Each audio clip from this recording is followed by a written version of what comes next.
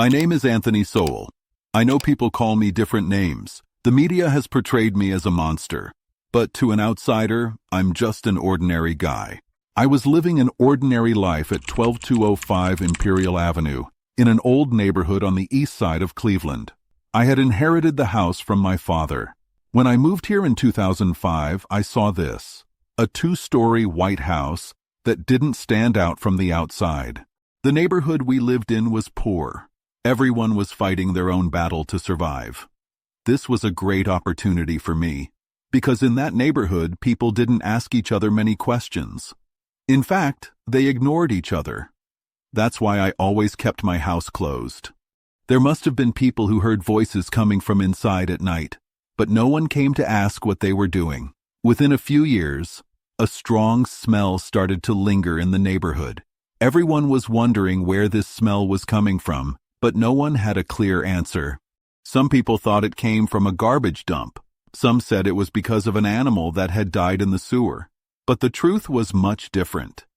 During the period when that heavy smell started to increase, some women in the city started to disappear. All of them were black women.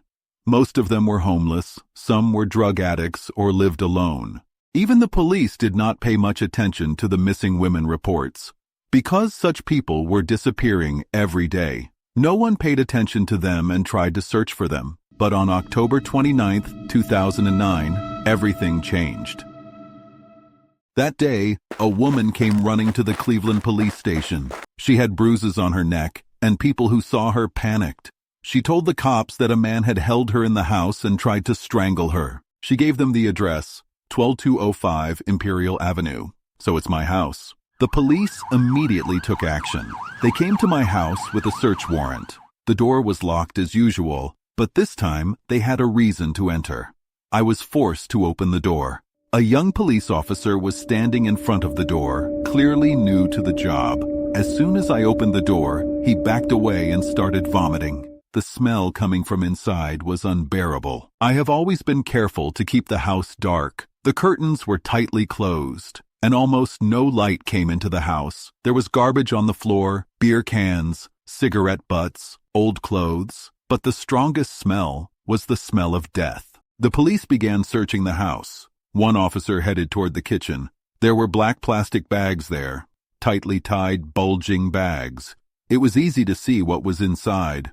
When another officer opened the basement door, he nearly choked on the flies that had begun to fly and the stench that emanated. He had to pull back, coughing. But the worst was in my bedroom. When the police entered the room, they found a woman's body rotting on the floor. Her skin was darkened. Flies were everywhere. Her eyes were open, as if death had come so suddenly that she had not even had the chance to close them.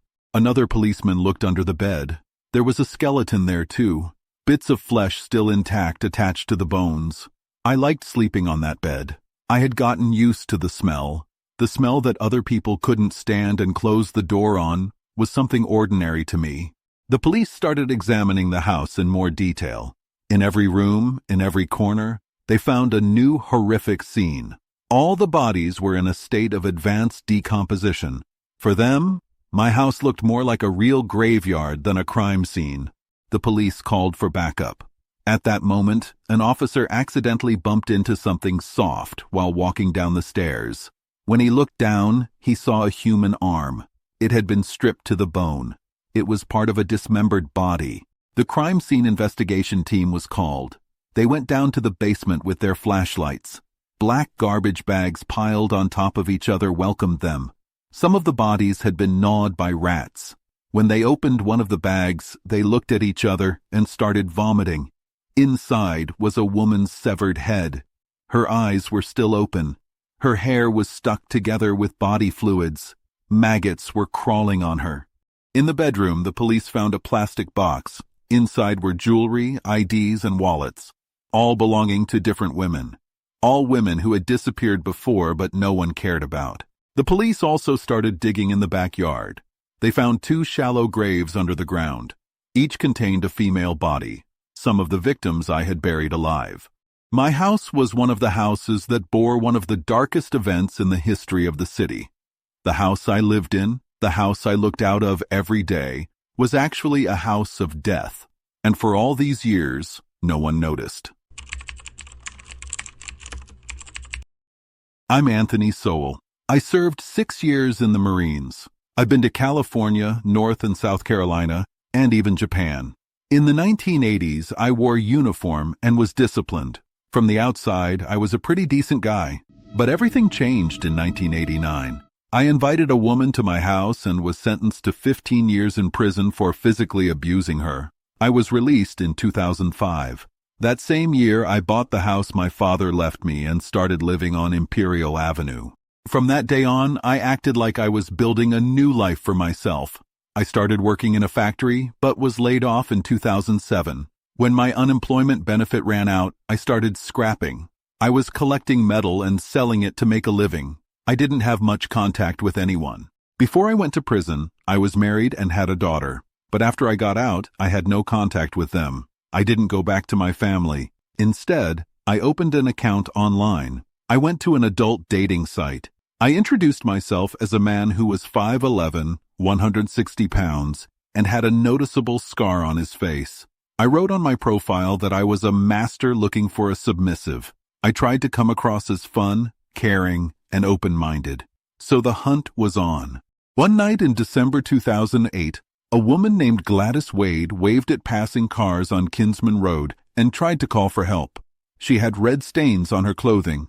She told police that I invited her for a drink while she was driving by the house. That's right. I somehow got her into the house when she didn't accept the offer. Wade somehow managed to escape. She took refuge in a restaurant, but no one helped her. They sent her out and told her to go to the phone booth. At that time, I came after her. I told the people around that she was trying to enter my house to steal. She then found a police car. She was taken to hospital, received treatment, and told everything to the police. But despite this statement, the incident was treated as a verbal disagreement. The police thought Wade was not telling the truth and that she might even be the aggressor. When the police came to my house, there were bloodstains on the stairs. They detained me for 2 days. Then they left me without doing anything. They didn't even think to search my house. At least 5 more women have disappeared since then. If Wade's story had been taken into account, maybe those women would still be alive. When I left the city for a while, the police came to search my house. When my name started appearing in every news, I started paying attention to my actions. My pictures were on TV and in the streets. People were afraid because I was still outside. There was very little information about me, but one thing was certain.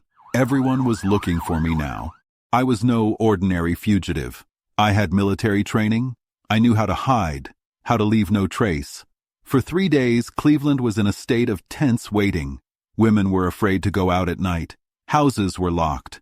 Everyone knew I was hiding somewhere, but no one could guess where I was.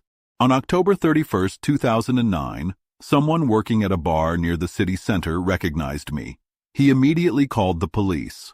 15 minutes later, the SWAT team arrived. They found me walking down the street. I didn't resist. At first I said they had mistaken me for someone else. But when my fingerprints were taken, my identity was revealed. From that moment on, I had nothing left to hide.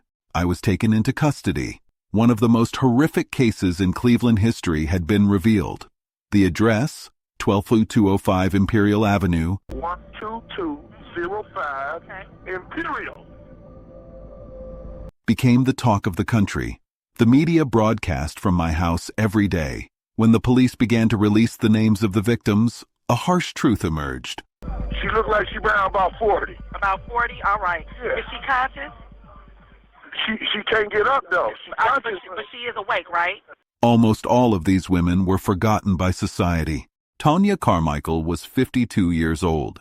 She had been missing since 2008. Her mother had gone to the police many times, but no one took her seriously. They said, maybe she left of her own volition. Michelle Mason was 45. She had gone to college, but had been a substance abuser all her life. When she went missing, no one looked for her because people thought she would go somewhere else and come back. The list went on and on, but what they all had in common was this. They were unseen, unheard women, black, poor, addicted, homeless. In other words, the people the system most easily excluded.